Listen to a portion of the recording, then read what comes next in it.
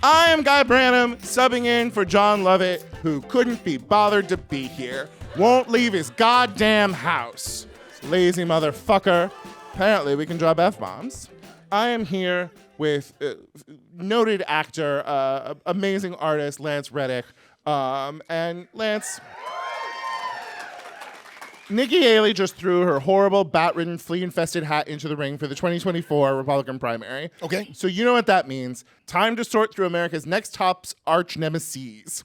Here to discuss the future of Republican villainy, a man who's played and played against a vast array of malefactors. You know him from Fringe. You know him from The Wire. Welcome, who's already on the stage, Lance Reddick.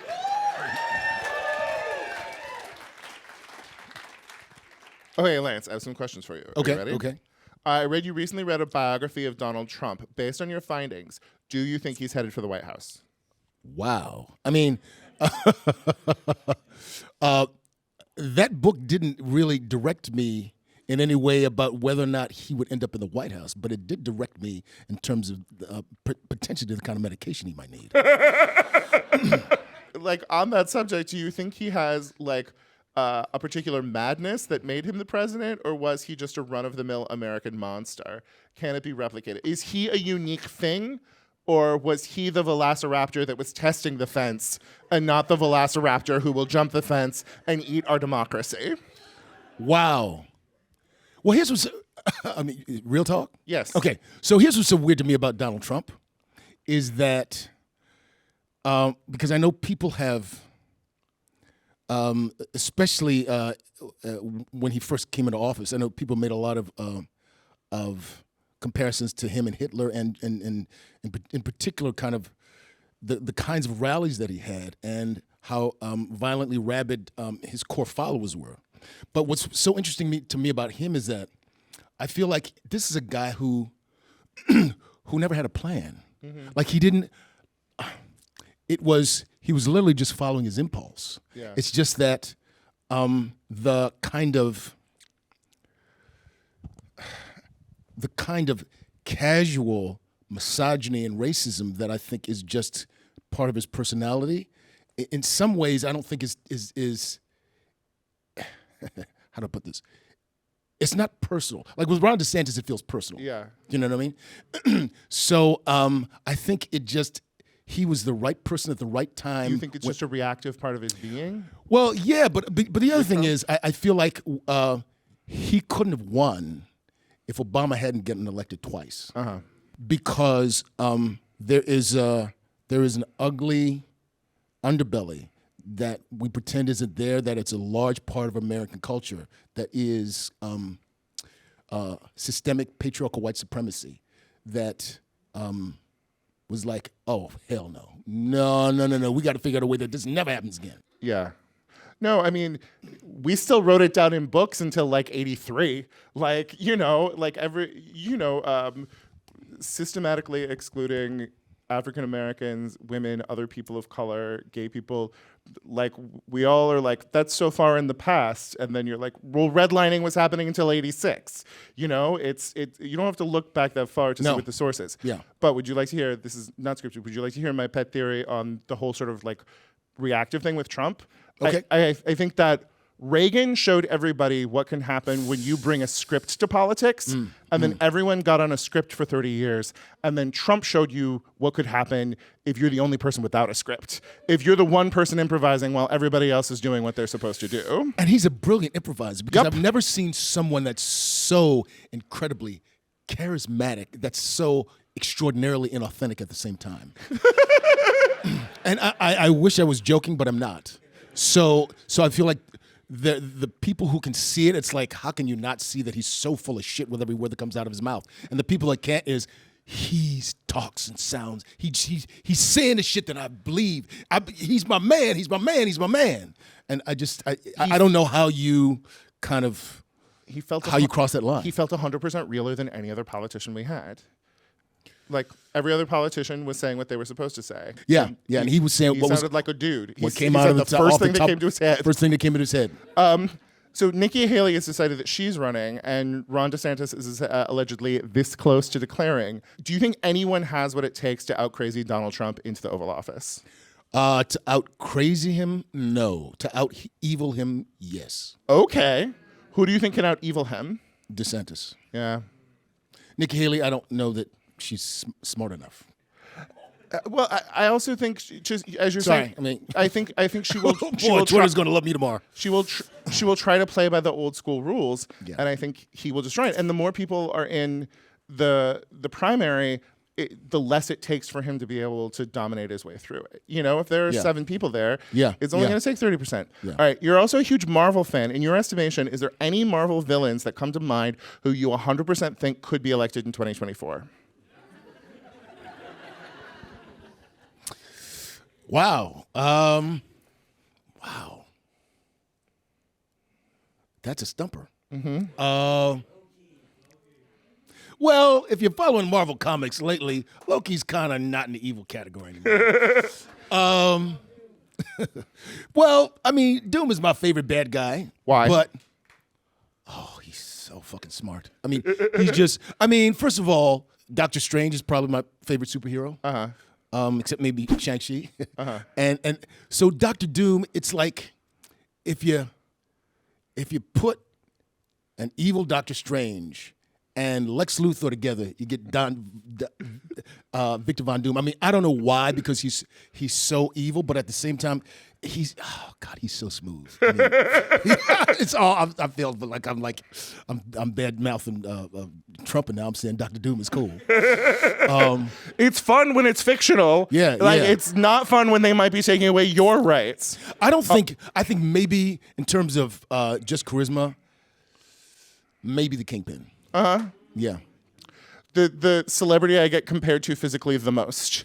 Will you once again say my favorite superhero is Doctor Strange? My favorite superhero is Doctor Strange. My favorite superhero is America's nurses. Sorry. I just wanted to pander a little bit. I needed some applause to fill my heart. Woo. I was watching a stupid YouTube video, and this woman was practicing this karate kick, and she did slow kick to the guy's head, and then when she went fast, kicked him in the nuts. That's what you just did. She's my trainer. All right, with all of this in mind, Lance, we want to challenge you to a little game I'm calling MCU versus GOP. Okay. In which you must determine, is this quote from a literal Marvel villain or from a potential Republican frontrunner to be the next president of the United States? Okay. Lance, are you ready? I'm ready. Let us begin. Everyone dies. It's just life around here. Who said this? Donald Trump or Eric Killmonger? Shit, I don't know. Everyone Killmonger. dies. It's just life around here. Eric Killmonger. That was the Marvel Universe's sexiest villain, Eric Killmonger. That is 1 point. If it gives you the power, why would you oppose it? Who said this? Donald Trump or Eric Killmonger? Donald Trump. Donald Trump. As he was telling Mike Pence to reject the 2020 electoral vote. The source, Mike Pence's autobiography. All right. Seriously? Seriously. Wow. And Mike Pence, still a member of that party, and will find a way to backtrack it once that man is the nominee again. You should know this about me. I don't put up with billies, and when you kick back, it hurts them more if you're wearing heels. Who said this? Nikki Haley or Hela from Thor Ragnarok? Wait, that's a tough one. Nikki Haley. Nikki Haley in her 2024 candidacy announcement this week. Hela's too cool to say some shit like that.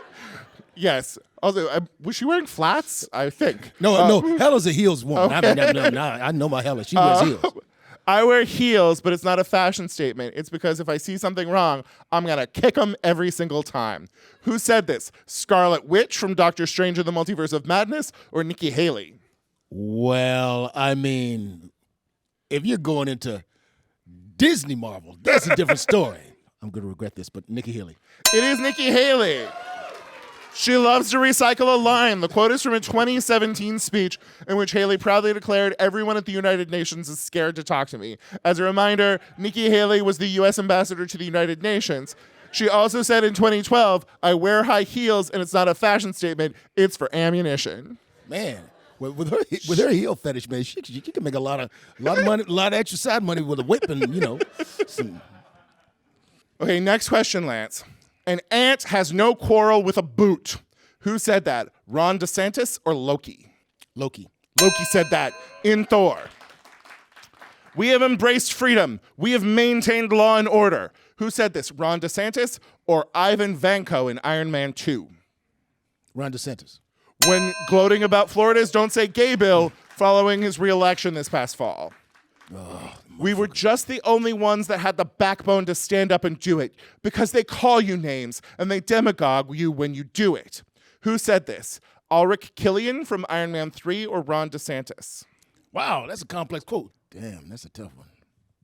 I don't remember who that is. I remember I don't either. There's one Iron Man bad guy who is made of sand and who was a guy who was on the TV show Wings. It's Spider-Man, I am told. Never mind. I'm gonna. I think this is one I think I may miss. Ron DeSantis. Is Ron DeSantis. When bragging about rejecting the AP African American History class on the grounds that the course shouldn't include segments, for example, on queer liberation. All right, next quote. You forced me into doing what I did. I had to be faithful to my nature. Who said this? Ron DeSantis or Thanos? Thanos. Thanos, 100%. I think if this country gets any kinder or gentler, it's literally going to cease to exist. Who said this? Mysterio or Donald Trump?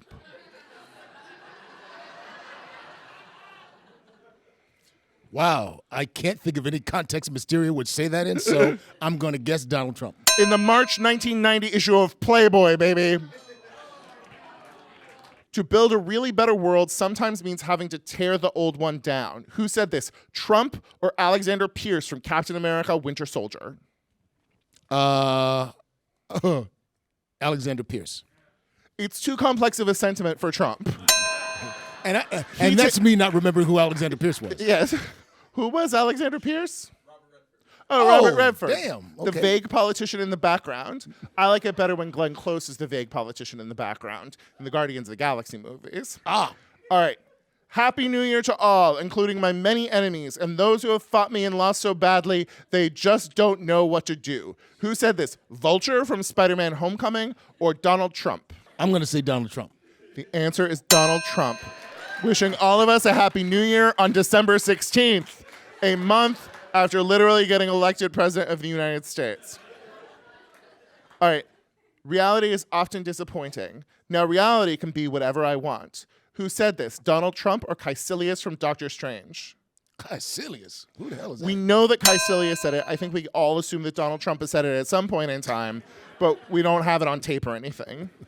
All right, Lance, this is amazing work. You clearly know your Marvel Cinematic Universe. Wait. What? I just got a blue check mark and I didn't answer the question. Yeah. It was Caecilius. That's what I said. You said Caecilius. I mean, you're a real respected actor, and I should have understood he's just taking space. Like, he knows the answer, but let him ponder for a moment so he can, get his Hamlet on. All right. Final question. You ready for it? Yes. Every time I speak of the haters and losers, I do so with great love and affection. They cannot help the fact that they were born fucked up. Who said it? Trump or Thanos? Trump. Sorry, it was Thanos. What? No, just kidding. It's Donald Trump. In a September 2014 tweet so funny, it literally laid the groundwork for him to become president 2 years later. Something to think about, Democrats.